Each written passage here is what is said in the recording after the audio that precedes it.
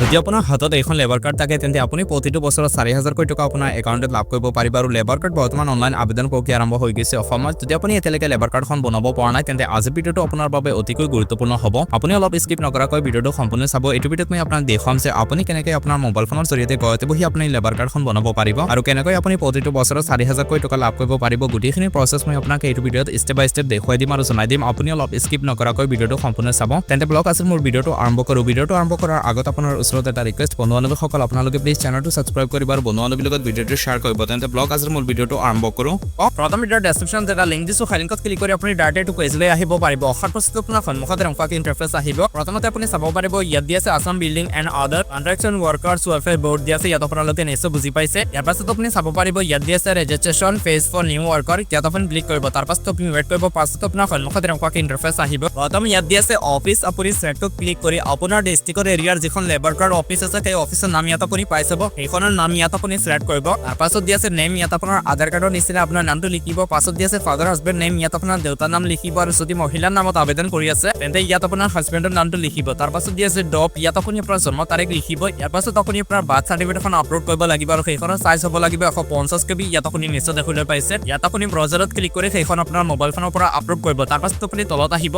এতিয়া আপুনি চাব পাৰিব ইয়াত দিছে ফটো আপলোড এতিয়া আপুনি আপোনাৰ পাছপোৰ্ট সাইজ এখন ফটো আপলোড কৰিব লাগিব আৰু সেইখনৰ সাইজ হ'ব 150 KB আপুনি ব্ৰাউজাৰত ক্লিক কৰি সেইখন আপোনাৰ মোবাইল ফোনৰ পৰা আপলোড কৰিব তাৰ পাছত দিয়া আছে সিগনেচাৰ ইমেজ এতিয়া আপুনি আপোনাৰ এটা সিগনেচাৰ আপলোড কৰিব লাগিব আপুনি ব্লু পেন লৈ হোৱাইট পেপাৰ এখনত আপুনি সাইন কৰিব সাইন কৰাৰ পাছত সেইখন ফটো মাৰি আপুনি 150 KB ৰ ভিতৰত আপুনি ব্ৰাউজাৰত ক্লিক কৰি সেইখন আপোনাৰ মোবাইল ফোনৰ পৰা আপলোড কৰিব তাৰ পাছত দিয়া আছে জেন্ডাৰ যদি আপুনি পুৰুষ হয় প্ৰথম অপচন ক্লিক কৰিব মহিলা হলে দ্বিতীয় অপচন ক্লিক কৰিব পাছত দিয়া আছে মোবাইল নম্বৰ ইয়াত আপোনাৰ মোবাইল নম্বৰটো এন্টাৰ কৰিব ইয়াৰ পাছত আপুনি তলত আহিব আপুনি ইয়াত সিলেক্টত ক্লিক কৰি এতিয়া আপোনাৰ যোনটো কাষ্ট হয় সেইটো ইয়াৰ পৰা আপুনি সিলেক্ট কৰিব পাছত দিয়া আছে মেৰিটেল ষ্টেটাছ যদি আপুনি মেৰিড হয় তেন্তে আপুনি মেৰিড টিক কৰিব আৰু যদি আপুনি আনমেৰিড হয় তেন্তে আনমেৰিডত টিক কৰিব পাছত দিয়া আছে ডেট অফ ৰিটায়াৰমেন্ট এইখিনি আপুনি এৰিব পাৰে কাৰণ ইয়াত যদি আপুনি কিবা এটা চৰকাৰী জব কৰে বা কোনো এটা কাম যদি কৰে বা আপোনাৰ বয়স যদি বেছি হৈ যায় তেন্তে ইয়াত আপুনি ৰিটায়াৰমেন্ট ডেটটো লিখিব পাৰে আৰু এইখিনি আপুনি এৰিব পাৰে ৰঙা আছে দিয়া নাই কিয়নো এখন লেবাৰ কাৰ্ড লেবাৰ সকলৰ বাবে পাছত আপুনি চাব পাৰিব ইয়াত দিছে is Euro husband wife is a member of this board এইখন লেবাৰ কাৰ্ড আগতে আপোনাৰ পৰিয়ালৰ কোনো সদস্যই বনাইছে নেকি যদি বনাইছে তেন্তে ইয়েছ কৰিব আৰু যদি বনোৱা নাই তেন্তে আপুনি নট টিক মাৰ্ক কৰিব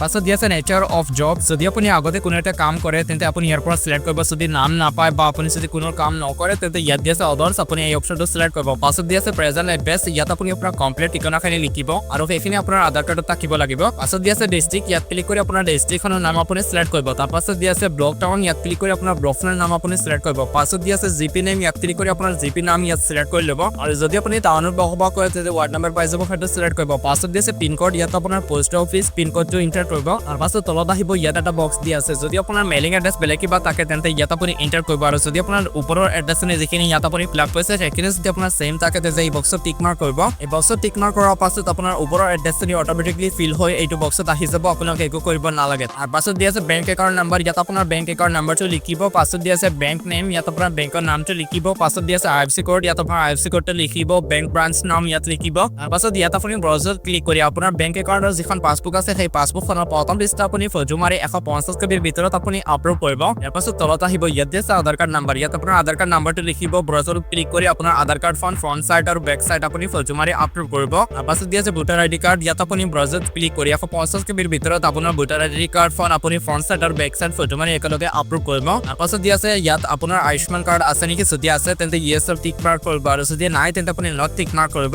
তাৰ পাছত এইখিনি অপচনেল আছে আপুনি এইখিনি এৰি দিব তাৰ পাছত তলত আহিব ইয়াত দিয়া আছে এক্সপিৰিয়েন্স সাৰ্টিফিকেট আপুনি যোনটো কাম কৰি আছে বৰ্তমান সেই কামৰ এখন সাৰ্টিফিকেট আছে সেইখন আপুনি ব্ৰাউজাৰত ক্লিক কৰি সেইখন আপোনাৰ মোবাইল ফোনৰ পৰা আপলোড কৰিব আৰু যদি এক্সপিৰিয়েন্স সাৰ্টিফিকেট আপোনাৰ নাই তেন্তে আপুনি য'ত কাম কৰে আপোনাৰ কন্ট্ৰেক্টৰ বা আপোনাৰ গাঁওবুঢ়াৰ পৰা আপুনি হাতেৰে লিখি এখন এক্সপিৰিয়েন্স সাৰ্টিফিকেট আপুনি আনি এইখন আপলোড কৰিব পাৰিব তাৰ পাছত আপুনি তলত আহিব ইয়াত দিয়া আছে নমিনি ডিটেইলছ আপোনাৰ নমিনি ডিটেইলছখিনি আপুনি ইয়াতে দিব লাগিব প্ৰথম দিয়া আছে নেম ইয়াত নমিনেচনৰ নাম লিখিব শ্বেয়াৰ আপুনি কিমান পাৰ্চেন্ট কৰিব ইয়াত লিখিব বয়স কিমান হৈছে ইয়াত লিখিব ৰিলেশনশ্বিপ আপোনাৰ কি হয় সেইটো ইয়াত লিখিব এড্ৰেছ ইয়াত লিখিব পাছত দিয়া আছে ফটো আপুনি সাৰ্চ কলত ক্লিক কৰি নমিনেচনৰ পাছপোৰ্ট সাইজ এখন ফটো আপলোড কৰিব ইয়াৰ পাছত তলত আহিব এতিয়া দিয়া আছে নমিনেশ্যন ফৰ্ম কপি আপুনি এখন ফৰ্ম ফিল আপ কৰিব লাগিব আপুনি ইয়াত চাব পাৰিব প্ৰিন্ট ব্লেক নমিনেশ্যন ফৰ্ম দিয়া আছে ইয়াত এখন ক্লিক কৰিব ক্লিক কৰাৰ পাছত আপোনাৰ সন্মুখত এখন ফৰ্ম আহিব এতিয়া আপোনাৰ নমিনি যিজন ৰাখিছিল সেইজনৰ এতিয়া আপুনি গোটেইখিনি ইনফৰমেশ্যন আকৌ ইয়াত দিব লাগিব প্ৰথম নমিনেশ্যনৰ নাম ইয়াত লিখিব নমিনেশ্যনৰ ঠিকনা ইয়াত লিখিব ৰিলেশনশ্বিপ ইয়াত লিখিব বয়স কিমান হৈছে ইয়াত লিখিব ইয়াৰ পাছত আপুনি কিমান পাৰ্চেন্ট শ্বেয়াৰ কৰিব ইয়াত লিখিব ইয়াৰ পাছত নমিনেশ্যনৰ পাছপোৰ্ট সাইজ এখন ফটো ইয়াত বগাই দিব এই ফৰ্মখন আপুনি যিকোনো প্ৰিন্টাৰ দোকানত গৈ এখন প্ৰিন্টাৰ কৰি তাৰ পাছত আপুনি হাতেৰে লিখি এখন ফিল আপ কৰিব ফিল আপ কৰাৰ পাছত আপুনি ইয়াৰ পৰা বেক আহিব বেক আকৌ ইয়ালৈ অহাৰ পাছত আপুনি ব্ৰাউজাৰ ক্লিক কৰিব তাৰ পাছত আপুনি 150 GB ভিতৰত নমিনেশ্যন ফৰ্ম কপিখন আপুনি আপলোড কৰিব আপোনাৰ মোবাইলখনৰ পৰা তাৰ পাছত তলত আহিব তাৰ পাছত দিয়া আছে ৰেজিষ্ট্ৰেশ্যন ফৰ্ম কপি ইয়াত আপুনি প্ৰিন্ট ব্ল্যাঙ্ক ৰেজিষ্ট্ৰেশ্যন ফৰ্মত আপুনি ক্লিক কৰিব ক্লিক কৰাৰ পাছত আপোনাৰ সন্মুখত আৰু এখন ফৰ্ম আহিব আৰু সেই ফৰ্মখন আপুনি সেম প্ৰচেছত ফিল আপ কৰিব লাগিব ইয়াৰ পৰা পাছত আপুনি সেইখন আপোনাৰ মোবাইলখনৰ পৰা ফটো মাৰি আপুনি ব্ৰাউজাৰ ক্লিক কৰি সেইখন আপলোড কৰিব তাৰ পাছত দিয়া আছে গেট OTP আপুনি ইয়াত ক্লিক কৰিব ইয়াৰ পাছত আপোনাৰ মোবাইল ফোন এটা OTP আহিব সেইটো আপুনি ইয়াত এন্টাৰ কৰিব ইয়াৰ পাছত তলত আহিব ইয়াত দিছে নেক্সট এণ্ড পেমেন্ট ইয়াত আপুনি ক্লিক কৰিব ইয়াত ক্লিক কৰাৰ পাছত আপুনি মাত্ৰ 100 টকা এটা পেমেন্ট কৰিব লাগিব আৰু পেমেন্টটো কৰাৰ পাছত আপোনাৰ অনলাইন কামখিনি শেষ হৈ যাব লগে লগে আপোনাক এটা কাৰ্ড দিয়া হ'ব এখন লেবাৰ কাৰ্ড দিয়া হ'ব আৰু সেই কাৰ্ডখন আপুনি ৰাখি ল'ব এখন আপুনি ডাউনলোড কৰি ৰাখি ল'ব আৰু ডাউনলোড কৰি ৰখাৰ পাছত আপুনি প্ৰতিটো বছৰত 4000 কোটি টকা ডাইৰেক্ট আপোনাৰ একাউণ্টত লাভ কৰিব পাৰিব গোটেইখিনি প্ৰচেছ অনলাইন হয় অনলাইন ভেৰিফিকেশ্যন হয় তো বন্ধুসকলে এনেকৈ আপোনালোকে লেবাৰ কাৰ্ডৰ বাবে আবেদন কৰিব পাৰিব যদি কিবা অসুবিধা হয় কিবা প্ৰশ্ন থাকে তেন্তে আপুনি নিশ্চয় মোক কমেণ্টত জনাব তো বন্ধুসকলে আজিৰ এইটো ভিডিঅ'ত এইখিনি আছিল আশা কৰিছোঁ আপোনালোকে নিশ্চয় বুজি পাইছে